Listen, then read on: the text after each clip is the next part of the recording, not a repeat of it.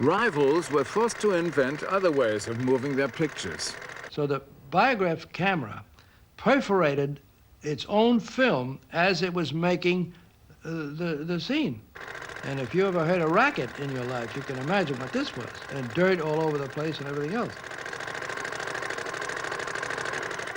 As it was cranked, the camera punched holes in the film, throwing out the waste like confetti. I used to try to do it with a watch. Second-hand watch and do like this. That didn't work so well until finally I hit upon an idea that has yet to fail me or anyone else that uses it.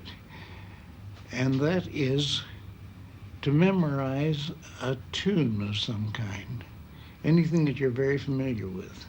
Now, I had an operatic background, so it was no trouble for me to remember the Anvil chorus from Trovatore.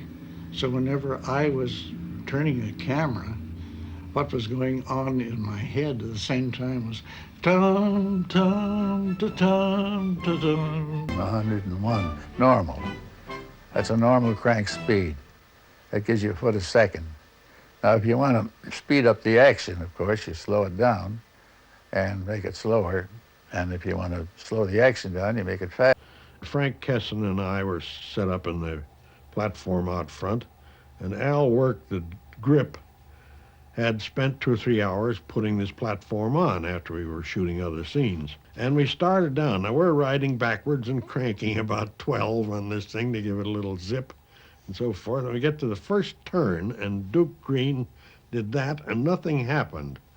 Al Work had used the steering knuckles down there as part of the stuff he put the ropes around, and this car wouldn't steer at all. And we were going about 50 miles an hour by this time, and we go boom over the curb, which is about that high, and down amongst the boulders of the Arroyo Seco, tumbling and rolling. I am here. I have a few scars on my leg to prove this, what happened, but those were common, ordinary risks that you took as a cameraman in those days. We had no exposure meters, and we had to do it by eye and experience. I mean, it's presumably, I suppose, the same way as a housewife or a lady would want to make a cake. After she gets the first recipe and follows it through, she could make it blindfolded from then on. Just take a pinch of this and a pinch of that, and it's just second nature.